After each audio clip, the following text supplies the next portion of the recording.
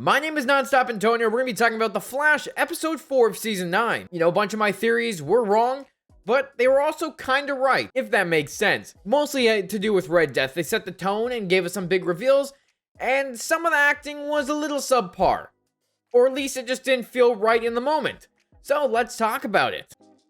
Welcome to NonStopAntonio, where I talk about everything nerdy. I love Marvel, DC, and anime, and if you do too, I hope you enjoy this video.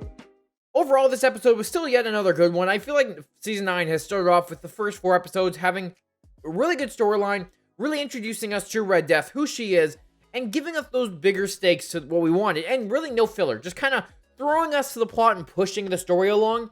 However, some of the lines were still a little bit not performed the best.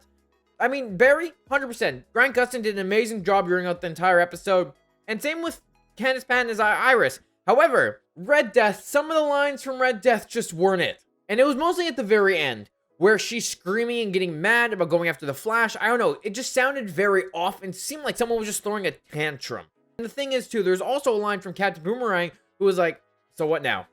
So are we done here? And it just sounded so off that I didn't really like the line delivery from either actors.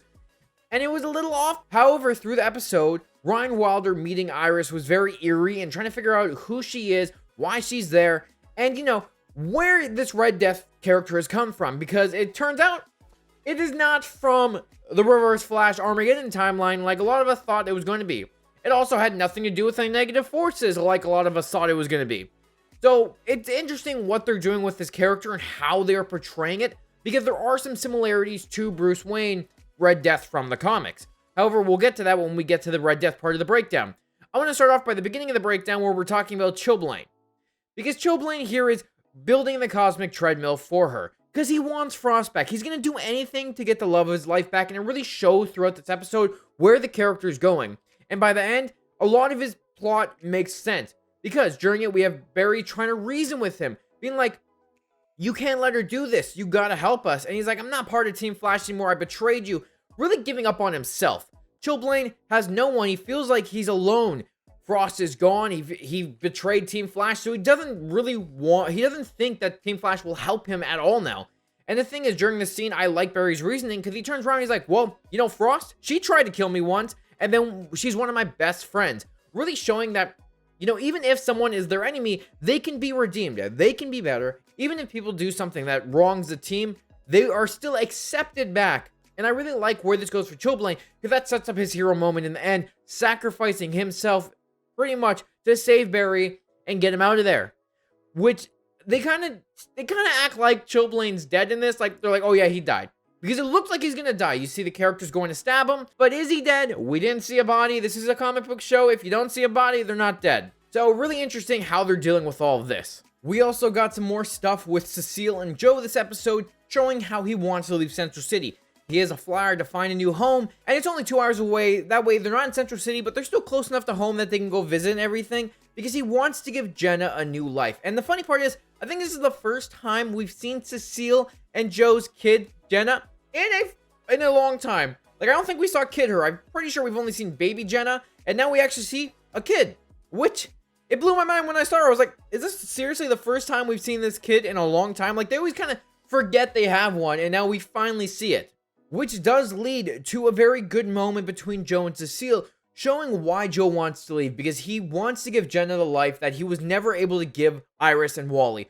Wally thought his dad abandoned him, and Iris always had to live with the idea of her father going to work and never coming home because he was a cop. And this is finally his chance to give Jenna that life where she can have a childhood. She doesn't have to have that burden on her. And I like where his idea is coming from, because it does make sense. The dude's been through a lot. His kids have been through a lot, and he finally has somewhere where he can kind of start fresh and give the kid a better life. And I like how when the red storm comes up when Barry's running on the cosmic treadmill, Jenna almost dies. Like, I was like, Jesus Christ. But you got Cecile showing off her new powers with her telekinesis and stopping it. And it also gives a nice moment for her and her daughter, because her daughter sees her as a superhero, sees her as a hero. And Joe sees that, okay, maybe we should stay around for a little longer, because he doesn't want to take that idea away from his daughter. And I like what they're doing with his character, but I don't think they need to focus it on this season. Like, they've had something each episode, which I think at a certain point, we don't need to deal with that story anymore. Same with the Chester and Allegra stuff. Like the Chester and Allegra stuff, we don't need something every episode at all. It feels forced. And I did find it interesting that we did get a callback from last season where Chester's talking to Wookiee Lover 77. And then you also had Allegra coming in the end and telling Chester, hey, we should talk about us. And then Chester being like, no, not right now. There's too much shit going on. Let's focus on that. Then we'll talk about us, which, that never means anything good. Something bad's going to happen to one of them because whenever shows do this, where they're like, yeah, we'll talk about our feelings later, one of them usually dies. But again, I don't think they need to force us into that relationship. I'm not a big fan of it. I don't think every single character on a show has to be in a relationship. People can be single. Not every character needs to be forced into something, but that's what The Flash and all the other shows have been doing. They always force characters to be in a relationship.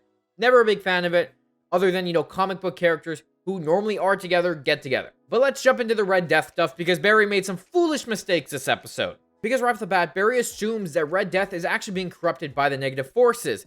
And he keeps trying to be like, no, you can come help us. And he talks about Reverse Flash dying and how the forces overwhelmed his body and destroyed him. However, that's not the case, of course. Nope. Red Death is from an alternate timeline and is not an organic speedster. No, her powers come from artificial speed. She created her powers for herself. But I love how Barry just kept assuming that she is from the freaking negative forces, but that is not at all the case. He jumped into it not thinking and just assumed. He assumed too much. He always runs into his villains a little bit too eagerly and then gets caught up and like, oh, I messed up. Which years of experience should have taught him not to do this by now. But to be fair, after last season with the negative forces, it does make sense he's trying to stop the universe from getting destroyed and being utter chaos. And I like how when he goes to meet Red Death, when he gets captured, we get to see Rainbow Raider again, which we haven't seen in a very long time. We haven't seen him since the first crossover with Arrow and The Flash, and he's been mentioned throughout the seasons, but we've never actually physically seen him, which is cool to get this callback from all the way in season 1, brought back another rogue that we haven't seen in a while, brought into the light, which I thought was pretty cool. And then, of course, because Barry's not expecting him, he gets taken down and get captured. And I did like Red Death's speech. I am vengeance. I am the night. I am Red Death. That worked, and I thought it worked. With the voice modulator on, it sounds freaking dope. When the actress says it, it doesn't hit as well. I feel like that deep, dark voice and the reason and it being modulated just sounds so much more menacing than actual voice. Like even if Barry made like a voice like that, like I am vengeance, I don't know if it would work with Grant. So I think the modulator just adds so much more to the voice and how it sounds and how scary it's supposed to be. I thought it was pretty cool when they had Barry captured that Captain Boomerang's like, hey, let's go remove the mask. And Chilblain's like, well, now if you want to get a 1,000 volts put down your spine. And I'm like, wait a second. You know who has their cowl rigged to electrocute people? Batman. Bruce Wayne always has it, so you can't take off his mask because you'll get electrified. I thought that was a little cool Easter egg. And on top of it, with that scene while they're all standing there, one of my biggest problems was having Red Death stand in front of Barry and being smaller than Barry. I think to make her more menacing, that she should have stood taller than him, if that be him on his knees, or like the way they angled the shot, because it just looked weird. And if, you have this person that's trying to be menacing and threatening and look more powerful than Barry, they shouldn't be smaller than Barry. It's just typical way of being filmed. I wasn't a big fan of how they did that because it seemed off. However, a lot of the Red Death stuff, I still really enjoyed this episode. And the thing is, while she's talking to him, he kind of indicates where she might be from. Because she's talking about how Barry has backstabbed his friends, and how he always tries to see the best in his enemies, but the worst in his friends. I was like trying to figure out where this could come from, because I guess it could come from like Caitlin and Chilblain, from him destroying her research, and then stopping them from trying to bring Frost back. Which I guess that could be seen as stabbing him in the back, but I couldn't really see any other indications of that happening. I do see him always trying to look for better in people, but that's about it. Which is why I kind of started teaching us who she might be. Like when Iris is at home, you have Ryan Wilder coming there, and I'm like, oh shit, it's Ryan Wilder. But then I saw the white streak in her hair, and I'm like, never mind, it's Red Death. Because that's it. And I like how she's like, oh yeah, my car got struck by the lightning. Oh, my car died. Oh, I came here right after Luke said that you were looking for me. I'm like, no, you didn't. No, you didn't. I know you're not actually her. There's no way you're her. Oh yeah, Red Death ransacked my utility belt. That's why she has all this tech that's for the rogues. No. No, too obvious. And I love how they actually made Iris realize that it was too obvious, and that all the stuff that she was doing had little hints of this ain't true and you're not actually Ryan Wilder. Well, at least not our Ryan Wilder. Because Ryan Wilder has never gone to the Flash's apartment. They never really interacted with her at all. So the way Ryan Wilder Red Death was acting was like, oh, they're buddy-buddy. She's been to the house before. She knows her way around.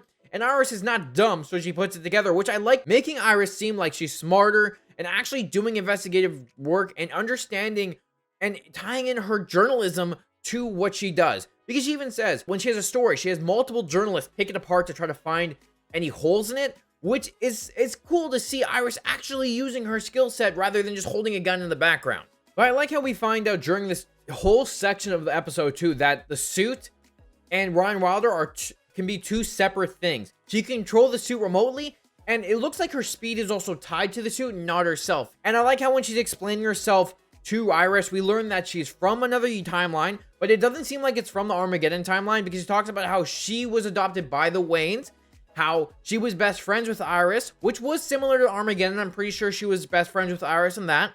She also talks about taking down Hush, Simon Hurt, and her brother, which Simon Hurt is one of the ancestors that dealt with the Black Glove Society, which was in Batwoman Season 3. So a little interesting reference there. She talks about how she engineered the Rogue's weapons to use against the Flash to gain his power, which is like the comics with Red Death. So they actually had a Red Death tie. And on top of it, she took out her rogues like Red Death did and was killing people so that they wouldn't actually go into prison and get released. Which is interesting that they had ties to the actual Red Death. They actually used part of that story in a sense just from another timeline rather than being from the Dark Multiverse like Batman from Earth -52 is. And the whole way she's talking about the Flash is that the Flash betrayed her.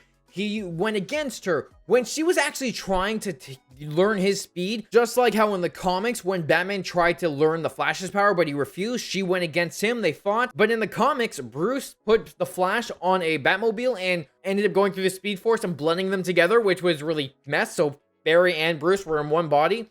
Obviously, they didn't do that in the show, and she just made herself artificial speed after learning about it. And she mentions the League as well. So they have a Justice League on her timeline, which is really interesting because we still never actually got the League referenced on the Arrowverse, even though they literally had the League set up, and then we never saw it again. And it turns out that she's also responsible for killing the Iris of her timeline by trying to throw a lightning bolt at Barry and hitting Iris by mistake. Did she though? I don't think she did. I think she actually tried to aim for Iris to weaken Barry, and then it didn't go out so well. And she ran into the Speed Force to try to get away, but the Speed Force rejected her because she's artificial and not organic, and now she's in the main Prime Earth timeline.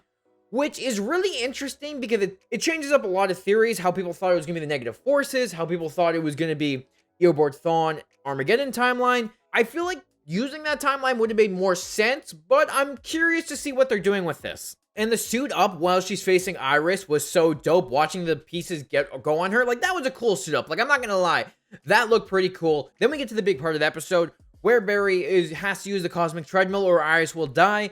And he starts to use it, and Chilblain gets his hero moment where he blows up the treadmill by overloading it, short-circuiting Red Death's power for a minute, and then having all the rogues go after Barry, but Chilblain defending Barry and protecting him, and then we have Barry's rogues and Allegra coming to help him and get him out of there. And I like how Barry's like, no, we can't leave Chilblain. Like, that's what a hero does. He's not going to leave someone behind. Even if that person betrayed him, he still wants to save them, which just leads to a dark moment of everyone leaving him behind. And Barry's like, why would you leave him behind? Well, it's like, Barry. It's either all of you or just Chilblain. So the people who are a little bit morally ambiguous are like, yeah, we're going to choose our lives and yours so that we have a chance of fighting Red Death at a later date. Like, Chilblain's sacrifice is a sacrifice that had to be made, which I think is very interesting because Barry gets mad at everyone, and then Keone comes in and finds out that they left him, and she gets mad at all of them because, like, even though Mark was going to get rid of, like, trade up her life to try to get Frost back, she says they should have still saved him. Even though he betrayed all of them, they should have still saved him, and that they shouldn't be throwing away his life. But that was the episode. I think it had some pretty cool moments in it, and some pretty big reveals, especially revolving around Red Death. Chilblain's death was semi-shocker. Again, I'm going to keep saying again, I don't think he's dead. And Red Death is going to go after everyone that Barry loves. And it makes sense. The villains always go after what the Flash loves. Like, that's just typical villainy. They're going to go after everyone that's with Team Flash and the loved ones. And now this is probably where Barry is going to start recruiting the other characters from the Arrowverse to come help him, because he's going to need the help to go against Red Death and the other rogues. Because he only has a few people right now that have powers. He's going to need a few more to take him on. And I'm sure Red Death is not done here with her rogues, and that she'll get more as well. Because then we have in the trailer, Red Death is just going after people and trying to take down Central City. Looks like she goes to CCPD. And that's about it. There's not really a lot from this trailer. All it gives us is that Red Death is going after burying his loved ones, and that's about it. And this is going to be the second part to the episode, so it's going to be interesting to see what happens.